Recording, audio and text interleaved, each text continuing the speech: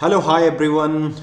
Market भाई live चल रही है और यहाँ पे मैं भी यहाँ पे आपके सामने यहाँ पे कुछ कॉल्स सी को लेके होल्ड किया हूँ और आज मैंने पोजीशन बनाई है सी में और मार्च का मैंने लिया हुआ है। ठीक है, बजट मुझे ऐसा लगता है बजट यहाँ पे बजट में कुछ एक पुल बैक होना चाहिए, इसीलिए मैंने मार्च का यहाँ पे 23,000 का सी लिया हुआ है।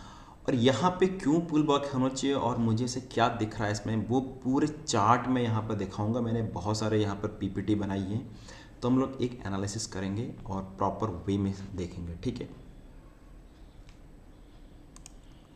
यहाँ पे मैंने कुछ यहाँ पे ये कुछ बना के रखा है। यहाँ पे कुछ ये फॉर्मूला होता है। निफ्टी यहाँ पे 26,277 ने हाई लगाया था 27 सितंबर 2024 को, और यहाँ पर निफ्टी 2477 71 कम से कम 13% यहाँ पर करेक्ट हो गया है। और ये हमारा स्टैंडर्ड एविएशन है, तो इसके हिसाब से ये एक फार्मूला है।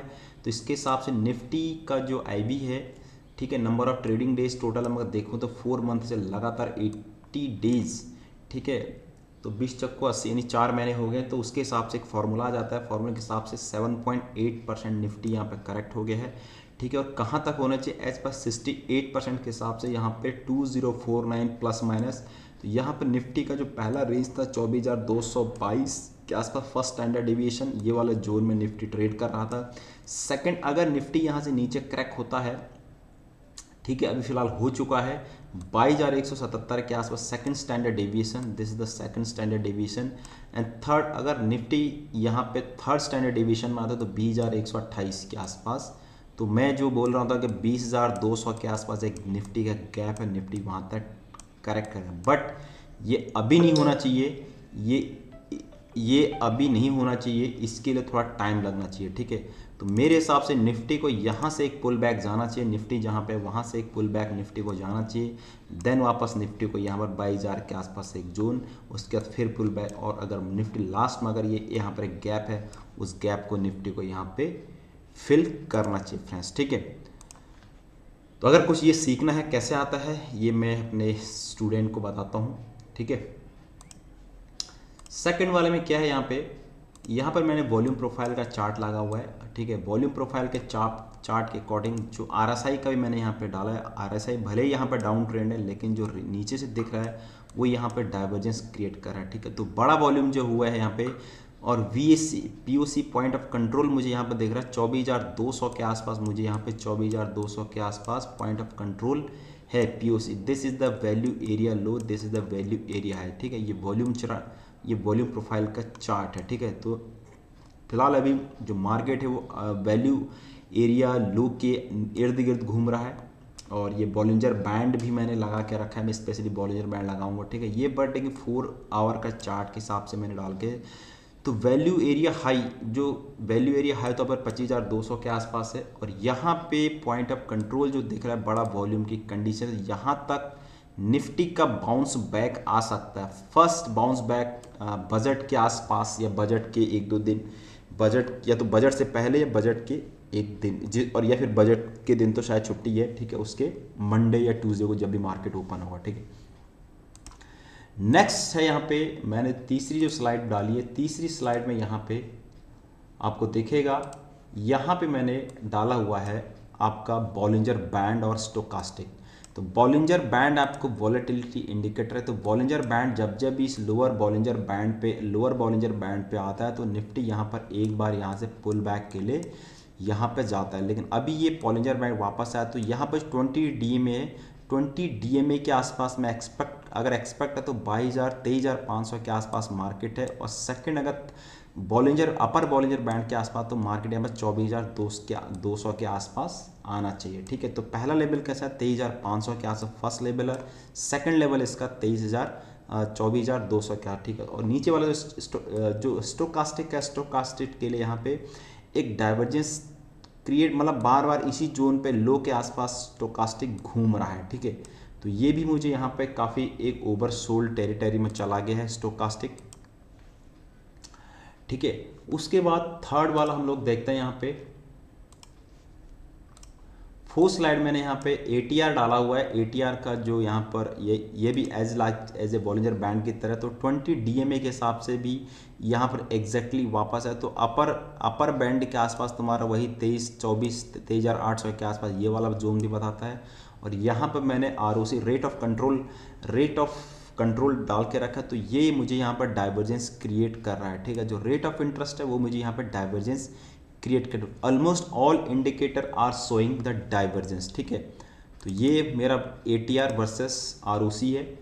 और यहाँ पे जो नेक्स्ट है, यहाँ पे ये मेरा आइचिमोकु एंड MACD है। तो MACD में अगर 4 आवर के, ये एक्चुअली 1 डे का चार्ट है, 4 आवर का चार्ट मुझे डाइवर्जेंस क्रिएट कर रहा है। और आइचिमोकु का जो यहाँ पर जो क्लाउड है, जो act as a major resistance की तरह एक्ट करता है, तो 24,000 का जो जोन है, तो 24,000 के आसपास एक क्लाउड एक्ट कर रहा है। तो ठीक है, तो यहाँ पे जब आपको इस जोन के आसपास कहीं दिखाई दे, तब आपका फिलहाल ये सेलिंग जोन होगा। फिलहाल यहाँ पे एज आइचिमोकु के हिसाब से ये ओवरसोल्ड टेरिटरी में ये भी चला, लेकिन है ये जो तुम्हारा कन्वर्जेंस लाइन्स है, कन्वर्जेंस लाइन्स को यहाँ पर बेस लाइन को इसने, कन्वर्जेंस लाइन है, बेस लाइन को यहाँ पर क्रॉस ओवर कर दिया है। तो इट मीन्स फिलहाल डाउन ट्रेंड है, लेकिन यहाँ पे मुझे ऐसा लगता है कि यहाँ पे ये भी एक डाइवर्जेंस शो कर रहा है फ्रेंड्स, ठीक है। उसके बाद मुझे यहाँ पे नेक्स्ट वाला टॉपिक है हमारा, यहाँ पे मैंने डाला आपका पिवट। ये बहुत इंपॉर्टेंट है, ये पिवट कैम्ब्रेला पॉइंट यहाँ पे। तो जब भी मार्केट यहाँ पे S4 के आसपास इर्द गिर्द घूमता है, तो यहाँ से एक पुल बैक जनरेट होता है, ठीक है। तो ये भी मुझे, और मैंने मनी फ्लो इंडेक्स के आसपास इसको डाइवर्जेंस क्रिएट करके रखा है। मैंने मनी फ्लो इंडेक्स का यहाँ पर इंडिकेटर डाल के रखा है, तो ये भी डाइवर्जेंस क्रिएट कर रहा है, प्राइस और मनी फ्लो इंडेक्स। और लेकिन यहाँ पे मैंने एक चीज़ और लगा के रखी है, आपके कैम्ब्रेला पिवट पॉइंट। तो कैम्ब्रेला जब S4 के आसपास, S3 and S4 are the major support, ठीक है। तो ये चीज़ जब भी इसके आसपास इर्द गिर्द घूमता है, S4 के आसपास थोड़ा सा भी नीचे भी आ सकता है। तो यहाँ से जो 20 और जहाँ पे 2 है, यहाँ पे 24 के आसपास यहाँ पर एक मेजर रेजिस्टेंस है। यहाँ पर 2 लाइन्स हैं, पिवट पॉइंट भी यहीं पर है और R3 भी हमारा है। तो यहाँ पर 24,000 as a major act as a major resistance, ठीक है। तो इसके हिसाब से 24,000 के आसपास मार्केट को पुल बैक करना चाहिए, ठीक है।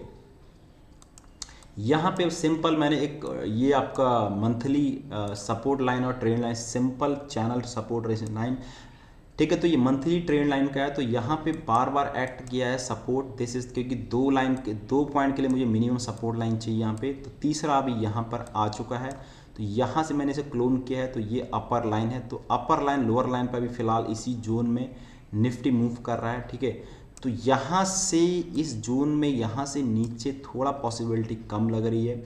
अगर ये ब्रेक होता है तो फिर थोड़ा प्रॉब्लमेटिक है, लेकिन फिलहाल जो जोन है वो इसी जोन में मार्केट ट्रेंड कर रहा है, ठीक है, ठीक है फ्रेंड्स। उसके बाद बजट का इशू है, ठीक है, मार्केट इतना, और यहाँ से मैंने आपको फिबोनाची का रिट्रेसमेंट डाला है। तो अगर मैंने यहाँ से जो 4 जून का लो था, यहाँ पर इलेक्शन रिजल्ट के दिन का जो लो था, ठीक है, वहाँ से मैंने फिबोनाची का यहाँ पर रिट्रेसमेंट डाला। तो फिबोनाची का 61% के आसपास यहाँ रिट्रेसमेंट आ चुका है, ठीक है। तो यहाँ पे तुम्हारा आसपास रिट्रेसमेंट दिख रहा है, ये एक्चुअली ये वाला है। तो थोड़ा यहाँ से नीचे गया हुआ है, और एक मैंने यहाँ पर एक्सटेंशन मार के रखा है, यहाँ पे गया, उसके बाद मैंने यहाँ एक्सटेंशन मार के रखा है। तो यहाँ पे मुझे मेरे यहाँ पे दो कंटिन्यू आ गए। तो जहाँ पर 2 पॉइंट या फिर यहाँ भी दिख रहा है, तो यहाँ पे एक्सपेक्टेशन थोड़ा कम कर रहा हूँ, ठीक है। तो भाई आ सकता है, ऐसा कुछ नहीं है, बट मैं एक्सपेक्टेशन कम कर रहा हूँ यहाँ पर, ठीक है। तो यहाँ पे 2 आ रहा है, तो ये एक्सपेक्टेशन फिबोनाची के हिसाब से मुझे यहाँ पर दिख रहा है। उसके बाद मैं यहाँ पे आपको दिखाता हूँ, यहाँ पर क्या दिख रहा है मुझे। यहाँ पे ये मेरा एक सिंपल ट्रेंड लाइन है।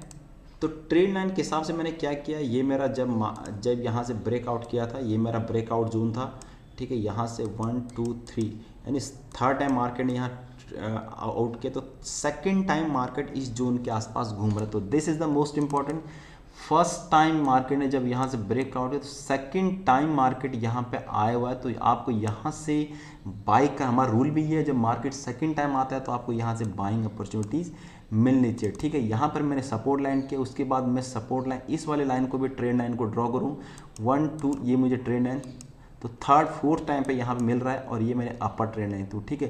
तो यहाँ पर 23,700 800 के आसपास या 23,600 के आसपास इसको भी अगर ये ट्रेंड लाइन पे जाता है तो ट्रेंड लाइन के आसपास इसको टच करना चाहिए, ठीक है। उसके बाद यहाँ पे और कुछ है, आई थिंक होप गाइज। उसके बाद मैंने यहाँ पर इलियट वेव पैटर्न डाला, तो इलियट वेव पैटर्न के हिसाब से यहाँ पर देखोगे मैंने यहाँ पे जो इलियट वेव और न्यू पैटर्न्स होता है, तो यहाँ पे मुझे ऐसा लग रहा है ये जिगजैग एक जिगजैग पैटर्न है, ए बी, यहाँ पर ए बी सी, ठीक है। तो ये बड़ा, और उसके अंदर वेव थ्योरी के अंदर वेव होते हैं ए बी सी डी, और उसके बाद हमारा ये इम्पल्स देन एक्स, इसको मैंने मान लिया पूरा, ये पूरा कंप्लीट इस टाइप से मान लिया, ठीक है। 0 ए बी एंड सी, तो वेव के अंदर वो होती हैं, तो यहाँ पर इम्पल्स पन बन गया है A B C D, then X the intermediate, ठीक है, इंटरमिशन। उसके बाद फिर हमारा ए बी सी, तो ए बी सी, ठीक है, 0 ए बी सी, तो सी एज इट इज़ थोड़ा सा और नीचे ड्रैग हो सकता है, बट यहाँ से तुम्हारा फिर अगर या तो कंप्लीट हो जाएगा ए बी सी, देन वापस मार्केट वापस जाएगा। अगर यहाँ से फिर से A B C and X, फिर यहाँ से अगर ए बने तो एक्स को पुल बैक आना है, तो एक्स का जो पुल बैक है वो कहाँ तक है वो अपने को पता नहीं चलेगा जब तक हमारा यहाँ से पुल बैक जनरेट नहीं होता। पुल बैक हमारा कहाँ तक आता है वो हमारा, तो 24,000 का एक जो जोन है, 24,000 का पुल बैक मैंने एक्सपेक्टेशन का रखा है कि 24,000 का जोन पे पुल बैक यहाँ पे पॉसिबिलिटी है, राइट। उसके बाद आपको यहाँ पे एक बहुत सारा ये लगेगा कि यहाँ पे ये मैंने डाल के दिया मूविंग एवरेज, तो moving average, all moving average are cross over to each other, ठीक है। तो यहाँ पे पूरा झुंड है, मार्केट सेंटीमेंट डाउन है, ये वीकली ट्रेंड है, ठीक है। लेकिन यहाँ पे 20 DMA को क्रॉस, तो यहाँ पे कहीं पे मार्केट एक बार ऊपर जाने की पूरी पॉसिबिलिटी रखेगा। हो सकता है ये मार्केट एक बार इसी आसपास के आसपास 24,000 के आसपास भी एक बार फिर से यहाँ पे जो क्रॉस ओवर है उसके आसपास मार्केट यहाँ पे देगा, तो या फिर यहाँ से मार्केट यहाँ से टर्न ले लेगा, ठीक है। तो ये मैंने मूविंग एवरेज आपको दिखा दी है। उसके बाद मैंने यहाँ पे विक्स, इंडिया विक्स, यहाँ पे थोड़ा सा यहाँ मैंने 2 चीज़ डाल दी इसमें। तो इंडिया विक्स यहाँ पे 8% 7-8% यहाँ पर चढ़ा हुआ है, तो इंडिया विक्स भी ऑलरेडी यहाँ पे चढ़ चुका है, ठीक है। तो ये चीज़ आपको ध्यान देनी है, ऑलरेडी यहाँ विक्स चढ़ चुका है। उसके बाद यहाँ पर एक राइजिंग, यहाँ पर एक DMI मैंने यहाँ पे चार्ट डाला हुआ है, डायरेक्शनल मूवमेंट इंडिकेटर। तो यहाँ पे जब देखोगे तो मार्केट ऑलरेडी यहाँ पे प्राइस यहाँ पे लोअर लोज बना है और DMI यहाँ पे हायर टू हाई बना रहा है, और यहाँ पे एक वेज फॉलिंग वेज बना है। तो फॉलिंग वेज अगर जब ब्रेक होता है तो ये एटलीस्ट इतना टारगेट इसका होता है, कितना target, this is the fall, तो 24,000 के आसपास मुझे यहाँ पे टारगेट, और ये भी मुझे डाइवर्जेंस, देखो यहाँ से डाइवर्जेंस है, मार्केट नीचे है, ठीक है, मार्केट लोअर लो जा रहा है, और ये यहाँ से ऊपर को, और ये भी डाइवर्जेंस जा रहा है, ठीक। उसके बाद फिर नीचे को जा रहा है मार्केट, फिर नीचे को जा रहा है, और यहाँ पे, और ये हायर हाई की तरफ जा रहा है, तो ठीक है। तो यहाँ से मुझे ऐसा लगता है मार्केट एक डायरेक्शन में मूव करना चाहिए। और गाइस आपको क्या लगता है? और यहाँ पे एक बहुत ही सॉलिड एनालिसिस की है मैंने, और अगर आपको इतना सब कुछ सीखना है आप ज़रूर मुझे कांटेक्ट करिए और मेरे चैनल को फॉलो करिए, और आपको बहुत सारी चीज़ें इसमें मिलेंगी। एक चीज़ को देखने के लिए यहाँ पे बहुत चीज़ें सारी यहाँ पे देखनी पड़ती हैं, right. Thank you so much.